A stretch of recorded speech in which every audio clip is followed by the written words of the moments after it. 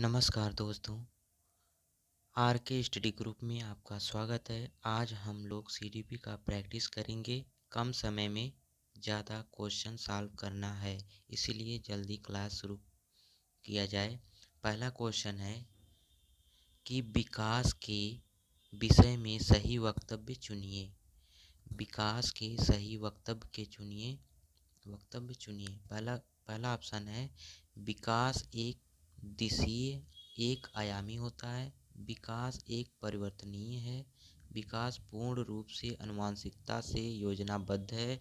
सभी व्यक्ति एक ही आयु और गति विकास के पड़ाव को प्राप्त करते हैं। चलिए जल्दी जल्दी फटाफट क्वेश्चन का आंसर दीजिए। चलिए इसका उत्तर होगा पहले का दूसरा। विकास परिवर्तनीय है। क्या होता है? विकास परिवर्तनीय है। चलिए अगला क्वेश्चन देखते हैं। दूसरा क्वेश्चन है कि निम्न में से क्या है? निम्न में से विकास का कौन सा सिद्धांत प्रस्तावित करता है कि बच्चे अपनी भुजाओं पर उंगलियों से पहले मांसपेशी नियंत्रण कर पाते हैं? क्या कर पाते हैं? मांसपेशीय नियंत्रण कर पाते हैं। पहला ऑप्शन है अधोगामी सिद्धांत, दूसरा है शीर्षगामी सिद्धांत, तीसरा है तथ्यों की स्वतंत्रता का सिद्धांत, चौथा ऑप्शन है पदानुक्रम एकीकृत का सिद्धांत।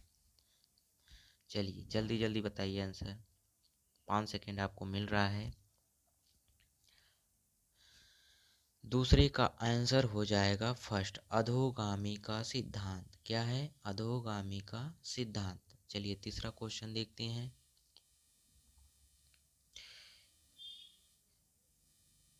ये देखिए स्क्रीन पे पूरा नहीं आ रहा है, इसलिए हम थोड़ा छोटा कर दे रहे हैं। क्वेश्चन नंबर थर्ड है शारीरिक लक्षण जैसे आँखों का रंग, ऊंचाई, बालों का रंग होता है। क्या होता है? पहला ऑप्शन मुख्यतः पर्यावरणीय कारक द्वारा सुनिश्चित होता है, दूसरा है वंशानुगत होते हैं, तीसरा है संस्कृत कारक द्वारा सुनिश्चित होते हैं, चौथा है आनुवंशिकता और पर्यावरण के बीच अंतःक्रिया का परिणाम होते हैं। ये बताइए आँखों का रंग, ऊंचाई, बालों का रंग, ये सब होता है, कैसा होता है? तीसरे का दूसरा होता है वंशानुगत होता है। ये कैसा होता है? वंशानुगत होता है। चलिए चौथा क्वेश्चन देखते हैं। बच्चों के समाजीकरण की प्राथमिक संस्था है। क्या है? विद्यालय है, जनसंचार है, धर्म है या परिवार है? फटाफट आंसर दीजिए इसका। चौथे का आंसर हो जाएगा 4। क्या हो जाएगा? परिवार। बच्चों का पहला प्राथमिक संस्था जो होती है परिवार होती है। चलिए क्वेश्चन नंबर 5 बताइए। एक बच्चा सिर्फ मूर्त वस्तुओं के साथ ही समस्याओं का समाधान कर सकता है। यहाँ पर क्या दिया है? मूर्त वस्तुओं को। यहाँ ध्यान दीजिएगा, मूर्त वस्तुओं का। उसकी समस्या समाधान की विशेषता किस स्तर के अंतर्गत आती है? बताइए मूर्त वस्तुओं के साथ समस्याओं का समाधान करता है तो किसके अंतर्गत उसकी अवस्था आती है? पहला है संवेदीगामक अवस्था, मूर्त पूर्व संक्रियात्मक अवस्था, मूर्त संक्रियात्मक अवस्था, औपचारिक संक्रियात्मक अवस्था। बताइए ये चारों अवस्था किसने दी है? कमेंट बॉक्स में दीजिएगा। इसका आंसर हो जाएगा, क्या हो जाएगा? थर्ड, मूर्त संक्रियात्मक अवस्था। कौन सा हो जाएगा? मूर्त संक्रियात्मक अवस्था। चलिए क्वेश्चन नंबर थर्ड देखते हैं। इसका जो अवस्था किसने दी है कमेंट बॉक्स में डाल दीजिएगा। चलिए छठवां क्वेश्चन है एक बच्चे ने यह मानसिक विचार बना लिया है कि वे सभी जीव जिनके पंख हैं और उड़ सकते हैं वे पक्षी हैं। तत्पश्चात उसने एक चित्र पुस्तिका में एक चमगादड़ देखा और उसे स्तनधारी कहने की बजाय पक्षी कहा।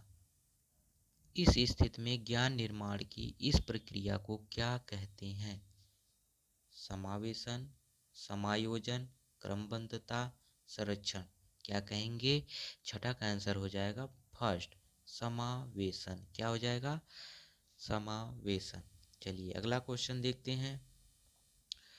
अगला क्वेश्चन देखते हैं कि समीपस्थ विकास का क्षेत्र की संरचना के प्रतिपादक की अवस्था प्रतिपादित की थी। किसने की थी?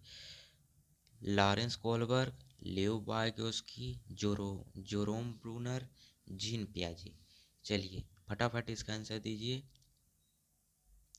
इसका आंसर हो जाएगा सेकेंड, लेव वाइगोस्की ने दिया था। किसने दिया था? लेव वाइगोस्की, जेड पी डी। किसने दिया था? लेव वाइगोस्की ने। चलिए अगला क्वेश्चन देखते हैं।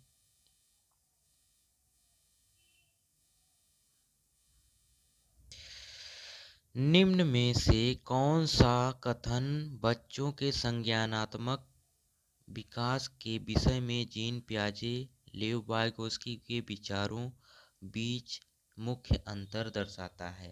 पहला है पियाजे क्या कहते हैं कि बच्चों के स्वतंत्र प्रयासों द्वारा जगत को अनुभव करने पर जोर देता है, जबकि वाइगोस्की संज्ञानात्मक विकास को सामाजिक मध्यस्थता प्रक्रिया के रूप में देखते हैं।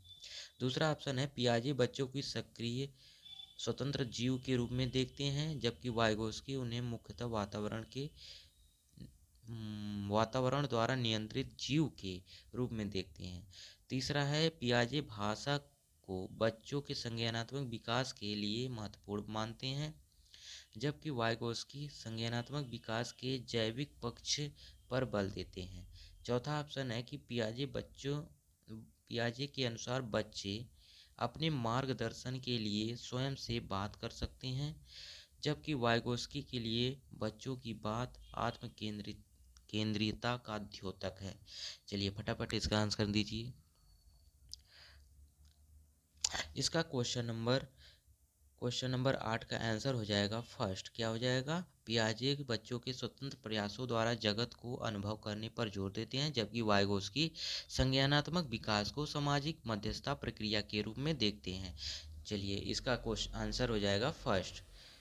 चलिए अगला क्वेश्चन है कि फातिमा तर्क करती है आपको ईमानदार होना चाहिए क्योंकि इससे आपके माता पिता आप पर गर्व करेंगे। फातिमा कोहलबर्ग के नैतिक चिंतन के किस चरण में है? सामाजिक अनुबंधन अवनिवीकीकरण, कानून व्यवस्था अवनिवीकीकरण, अच्छा लड़का अच्छी लड़की अवनिवीकरण, दंड आज्ञा पालन अवनिवीकरण। इसमें से कौन सा आंसर सही हो जाएगा? इसका आंसर हो जाएगा अच्छा लड़का अच्छा लड़की अभिनिवीकरण हो जाएगा। कौन सा? क्वेश्चन नंबर 9 का आंसर हो जाएगा 3। चलिए अगला क्वेश्चन देखते हैं। कक्षा में सकारात्मक या उपकारी अधिगम माहौल निर्मित करने के लिए निम्न में क्या मददगार रहेगा? पहला, सभी विद्यार्थियों को सहभागिता के समान अवसर देना चाहिए। योग्यता आधारित अटल समूह बनाना। कक्षा में केवल उच्च उपलब्धि हासिल करने वाले बच्चों पर ध्यान देना। विद्यार्थियों को किसी भी तरीके से उच्च अंक प्राप्त करने के लिए उत्तेजित करना। इसका आंसर हो जाएगा फर्स्ट। क्या हो जाएगा? सभी बच्चों को सहभागिता के समान अवसर देना चाहिए। क्वेश्चन नंबर 10 का आंसर हो जाएगा फर्स्ट। चलिए अगला क्वेश्चन देखते हैं। निम्न में प्रगतिशील शिक्षा की प्राथमिक विशेषता कौन सी है? पहला है बार बार पेपर पेंसिल आधारित परीक्षा से अधिगम का आकलन। दूसरा है परीक्षा में उच्चतम अंक प्राप्ति पर बल। पाठचर्या और आकलन में लचीलापन। बाह्य उत्प्रेरकों का बार बार इस्तेमाल। चलिए फटाफट आंसर दीजिए। 11 का हो जाएगा क्वेश्चन नंबर 11 का हो जाएगा आंसर। क्वेश्चन नंबर ऑप्शन हो जाएगा थर्ड। क्या हो जाएगा? थर्ड। पठचर्या और आकलन में लचीलापन होना चाहिए, तभी बच्चे प्रगतिशील शिक्षा ले सकेंगे। अगला क्वेश्चन है, हार्वर्ड गार्डनर के बहुबुद्धि सिद्धांत के अनुसार यदि कक्षा में कोई बच्चा सहकर्मी समूह के स्वभाव, इरादों, मनोदशाओं के प्रति उचित प्रतिक्रिया देने में सक्षम है तो वह किस अवस्था की बुद्धि रखता या रखती है? शारीरिक गति संवेदी बुद्धि, अंतर्वैयक्तिक बुद्धि, अंतर्वैयक्तिक बुद्धि या संगीत बुद्धि? कौन सी होगी इसमें? क्वेश्चन नंबर 12 का आंसर हो जाएगा थर्ड। क्या हो जाएगा? अंतर्वैयक्तिक बुद्धि। चलिए अगला क्वेश्चन देखते हैं। क्वेश्चन नंबर 13,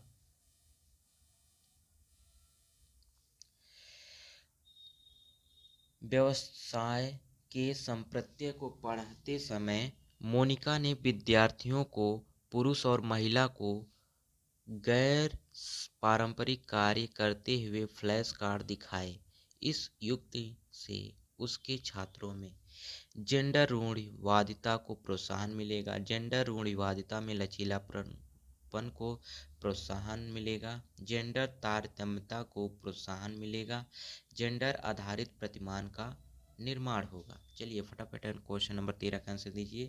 क्वेश्चन नंबर 13 का आंसर हो जाएगा क्वेश्चन ऑप्शन नंबर 2, जेंडर रूढ़िवादिता में लचीलेपन का प्रोत्साहन मिलेगा। चलिए क्वेश्चन नंबर 14 पे फटाफट इसका आंसर दीजिए। जल्दी जल्दी हम लोग काम करते हैं और भी पढ़ना है। निम्न में से कौन सा कौशल उच्च श्रेणी चिंतन नहीं है? विशेषण, निरूपण, रचना, प्रत्यास्मरण। चलिए फटाफट आंसर दीजिए। क्वेश्चन नंबर 14 को हो जाएगा ऑप्शन नंबर 4, प्रत्यास्मरण। यह कौशल उच्च श्रेणी का चिंतन नहीं होता है। क्वेश्चन नंबर 15, निम्न में कौन सा मानदंड निर्देशित आकलन है? पहला है अधिगम के निम्नतम स्तर को मानक निर्धारित करने वाला परीक्षण, सततमकता को आकलन आधार मानने वाला परीक्षण, जेड स्कोर को आकलन आधार मानने वाला परीक्षण, वह परीक्षण जो विद्यार्थियों को क्रम प्रदान करे। चलिए इसका आंसर दीजिए। इसका आंसर हो जाएगा कि अधिगम के निम्नतम स्तर को मानक निर्धारित करने वाला परीक्षण। यह मानदंड निर्देशित का आकलन हो सकता है, हो सकता नहीं है। इसका आंसर हो जाएगा फर्स्ट ऑप्शन। क्वेश्चन नंबर 16, दिव्यांगजन अधिकार अधिनियम 2016 के अनुसार बौद्धिक क्रियाशीलता में सीमाबद्धता वाले व्यक्ति को संबोधित करने का उचित तरीका क्या है? क्या है? मानसिक मंदित, बौद्धिक रूप से विकलांग व्यक्ति, मानसिक विकलांग व्यक्ति जिसमें बौद्धिक अक्षमता हो। फटाफट आंसर दीजिए इसका। 16 का हो जाएगा फोर्थ। क्या हो जाएगा? फोर्थ, व्यक्ति जिसे बौद्धिक अक्षमता होती है। वह दिव्यांगजन अधिकार अधिनियम 2016 के अनुसार बौद्धिक क्रियाशीलता में सीमाबद्ध वाले व्यक्ति को संबोधित करने का उचित तरीका दिया गया है। चलिए अगला क्वेश्चन है कि निम्न में से कौन सी विधि समावेशन के अनुरूप नहीं है? यहाँ नहीं दिया है, ध्यान दीजिएगा इस वर्ड को। तो पहला ऑप्शन है विविध को सराहना और महत्व देना चाहिए, सब बच्चों में स्वाभिमान और सीखने की आत्मविश्वास बढ़ाना, शारीरिक, सामाजिक और प्रवृत्ति संबंधी बाधाओं को दूर करना, श्रवण अक्षमता वाले बच्चों के लिए अलग विद्यालय का प्रावधान करना। तो 17 का हो जाएगा क्वेश्चन नंबर 4, ऑप्शन नंबर 4 आ जाएगा। कौन सा? Option number 4। ये श्रवण अक्षमता वाले बच्चे के लिए अलग विद्यालय का प्रावधान करना, ये समावेशन का प्रकार अनुरूप नहीं होता है। चलिए अगला क्वेश्चन देखते हैं। क्वेश्चन नंबर 18, राजन अपनी दुनिया में खोया हुआ प्रतीत होता है। वह दूसरे लोगों से नेत्र संपर्क नहीं करता है, सारा दिन एक पंखे के साथ अकेले खेलता रहता है। राजन का यह व्यवहार निम्न में किस विकार की ओर संकेत करता है? मांसपेशी दुर्व्यवहार, स्वलीन क्रम का विकार, गुणज वैकल्प, गति समन्वय वैकल्प। ये कौन सा वैकल्प है? ये कौन सा विकार है? चलिए फटाफट आंसर दीजिए। 18 का क्वेश्चन नंबर 18 का आंसर हो जाएगा क्वेश्चन ऑप्शन नंबर सेकंड। कौन सा हो जाएगा? ऑप्शन नंबर सेकंड, स्वलीन क्रम का विकार। क्या हो जाएगा? स्वलीन क्रम का विकार हो जाएगा। क्या हो जाएगा? शालीन क्रम का विकार। कौन क्या ऑप्शन हो जाएगा? शालीन क्रम का विकार। चलिए अगला क्वेश्चन देखते हैं। क्वेश्चन नंबर 19, विषय वस्तु को पढ़ते समय शब्दों को हटाने, उलटकर लिखने और बदलकर लिखने कठिनाई आना किस विकार की तरफ इशारा करता है? ऑप्शन: विमर्श वैकल्प, वाचन वैकल्प, गुणज वैकल्प, उत्साह वैकल्प। चलिए फटाफट इसका आंसर दिए। 19 का आंसर हो जाएगा ऑप्शन नंबर 2, वाचन वैकल्प। पढ़ने में कौन सी कठिनाई आती है? वाचन वैकल्प आती है। कौन सी आती है? वाचन वैकल्प। क्वेश्चन नंबर 20 देखिए, फटाफट इसका आंसर दीजिए। किसी चीज के विषय में नूतन तथा असाधारण रूप से सोचना और समस्या के निदान के लिए अनोखे समाधान ढूंढने की क्षमता क्या कहलाती है? आवेगशीलता, प्रतिवर्तनता, अतिक्रियाशीलता, सृजनात्मकता। क्या आएगा? इसका आंसर हो जाएगा क्वेश्चन ऑप्शन नंबर 4, 20 का चौथा ऑप्शन सही हो जाएगा। इसका आंसर हो जाएगा सृजनात्मकता। क्वेश्चन नंबर 21 का आंसर फटाफट बताइए। एक शिक्षक कुछ लिखित सामग्री का एवं सब्जियों और फलों की तस्वीरों का प्रयोग करते हुए अपने बच्चों से चर्चा करता है। विद्यार्थी इस परिचर्चा को अपने पूर्व ज्ञान से जोड़ते हुए पोषण का संप्रत्यय सीखते हैं। यह उपागम निम्न में से किस पर आधारित है? पहला है शास्त्रीय अनुकूलन आधारित अधिकार प्रश्न, पुनर्बलन के सिद्धांत पर, क्रिया प्रसूत अनुकूलन अधिकार पर, ज्ञान निर्माण पर।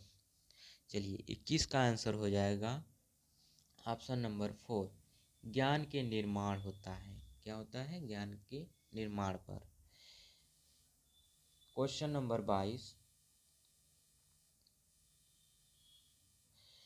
सृजा को पूरा यकीन है कि वह गणित की आगामी परीक्षा में पिछली बार की तरह असफल होगी और इसलिए उसने उस विषय में मेहनत करनी छोड़ दी। वैसे भी उसकी शिक्षिका को उससे मंद अपेक्षाएं ही हैं।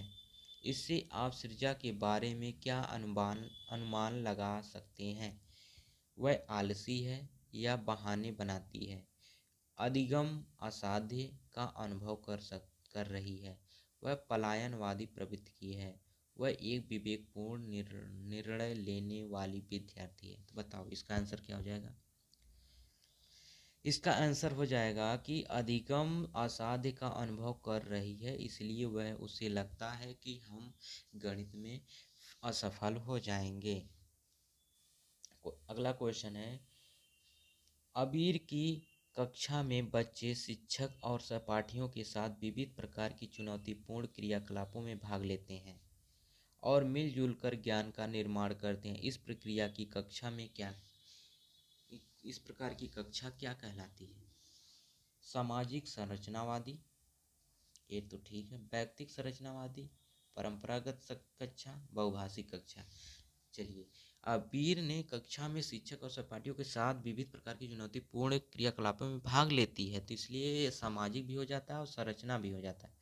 23 का आंसर हो जाएगा फर्स्ट। क्या हो जाएगा? संरचनावादी या सामाजिक दोनों हो जाएगा। इसलिए क्वेश्चन नंबर 23 का ऑप्शन नंबर फर्स्ट राइट हो जाएगा। चलिए अगला क्वेश्चन नंबर 24 देखते हैं। निम्न में कौन सी शिक्षा शास्त्रीय रणनीति राष्ट्रीय शिक्षा नीति 2020 द्वारा प्रस्तावित है? अन्वेषण आधारित अधिगम, कथावाचन आधारित शिक्षा शास्त्र, वेधन बार बार अभ्यास, चर्चा आधारित कक्षाएं। इसका ऑप्शन कौन कौन सा हो जाएगा? चलिए फटाफट आंसर बताइए। देखिए, अन्वेषण पर आधारित मतलब खोज भी करता है वह। यह राष्ट्रीय शिक्षा शास्त्रियों की एक नीति होती है। और देखिए, कथावाचन आधारित शिक्षा चाहिए। कथा वाचन मतलब वह बोलकर भी वाचन कर सकता है। और देखिए, वेधन बार बार अभ्यास करना ये गलत बात है, ये नहीं किया गया। ये चौथा ऑप्शन चर्चा आधारित है, इसलिए राइट आंसर हो जाएगा ऑप्शन नंबर सेकेंड। चलिए अगला क्वेश्चन देखते हैं। किसी समस्या के समाधान तक पहुंचने के लिए मिलती जुलती समस्याओं को उद्धृत करना क्या कहलाता है? अनुरूपता, निगमन परीक्षण, स्मृति सहायक प्रविधि, साधन, लक्ष्य विश्लेषण। इसका आंसर हो जाएगा अनुरूपता। Option number 1 is the right answer. अगला क्वेश्चन देखते हैं। क्वेश्चन नंबर 26, संकल्पनात्मक चित्रण नए संप्रतियों की समझ को किस प्रकार सुसाध्य करते हैं? ऑप्शन फर्स्ट, जानकारी को संश्लेषित और सुव्यवस्थित करके। ऑप्शन सेकेंड, उप संप्रतियों को हटाकर। ऑप्शन थर्ड, जानकारी को सामाजिक संदर्भ से पृथक करके। ऑप्शन फोर्थ, प्रत्यास्मरण पर अतिबल देकर। चलिए फटाफट आंसर दीजिए क्वेश्चन नंबर 26 का। क्वेश्चन नंबर 26 का आंसर हो जाएगा ऑप्शन नंबर फर्स्ट, जानकारी को संश्लेषित और सुव्यवस्थित करके is the right answer. Question number 27, question number 27 क्या कह रहा है कि बच्चों द्वारा अधिगम प्रक्रिया के दौरान की जाने वाली त्रुटियां किस ओर संकेत करती हैं? पहला ऑप्शन है अधिगम वेधन एवं अभ्यास की आवश्यकता। ऑप्शन सेकेंड, अधिगम के लिए स्थिर संज्ञानात्मक अयोग्यता। ऑप्शन थर्ड, बच्चों और वयस्कों के चिंतन में गुणात्मक भिन्नता। ऑप्शन फोर्थ, बच्चों के संज्ञानात्मक विकास में आनुवंशिकता के प्रभाव। क्वेश्चन नंबर 26 का आंसर हो जाएगा ऑप्शन नंबर थर्ड, बच्चों और वयस्कों के चिंतन में गुणात्मक भिन्नता हो जाएगा। चलिए अगला क्वेश्चन देखते हैं। क्वेश्चन नंबर 28, एक अध्यापिका में यह योग्यता होना बहुत जरूरी है कि वह खुद को विद्यार्थियों के स्थान पर रखकर यह महसूस कर सके कि क्या महसूस कर रहे हैं। यह योग्यता क्या कहलाती है? सहानुभूति, तदानुभूति, उदासीनता, ग्लानि होती है। चलिए क्वेश्चन नंबर 28 का आंसर हो जाएगा ऑप्शन नंबर 2, तदानुभूति होती है। क्या होती है? तदानुभूति होती है। चलिए अगला क्वेश्चन 29, ऐसी स्थिति जहां परिणाम अनिश्चित हो लेकिन ध्यान असफलता पर हो, तब बच्चे को किसका भाव महसूस होगा? ऊब का भाव, दुश्चिंतता का भाव, क्रोध का भाव, सब। इसमें परिणाम अनिश्चित हो लेकिन असफलता पर भी हो, यहाँ दुश्चिंतता होगी। क्या होगी? दुश्चिंतता होगी, दुश्चिंता होगी। इसलिए आंसर हो जाएगा 2। क्वेश्चन नंबर लास्ट देखिए, थर्ड देखते हैं, 13 देखते हैं। निम्न में कौन सी तकनीकी अध्यापन अधिगम प्रक्रिया की गुणवत्ता को नहीं बढ़ाएगी? इसका आंसर बताइए फटाफट। ऑप्शन है फर्स्ट, जानकारी को प्रस्तुत करने में विविध तरीके अपनाकर, मतों को अभिव्यक्त करके विविध विकल्प देकर, अधिगम के आकलन हेतु विविध तरीके लगाकर, बच्चों को विविध तरीके नामीकरण करके। चलिए फटाफट इसका आंसर दीजिए। इसका आंसर हो जाएगा फोर्थ। क्या हो जाएगा? फोर्थ, बच्चों को विविध तरीके से नामीकरण करके यह गुणवत्ता को कभी नहीं बढ़ाती है, नहीं बढ़ाती है। ठीक है। चलिए ये देखिए, प्रीवियस ईयर सीटेट का क्वेश्चन हुआ है। ये प्रीवियस ईयर सीडीपी का है। 24 तारीख 12वां महीना 2021 में हुआ पेपर है यह सीडीपी का। चलिए अब हम लोग नेक्स्ट टॉपिक करेंगे कल। धन्यवाद देखने के लिए।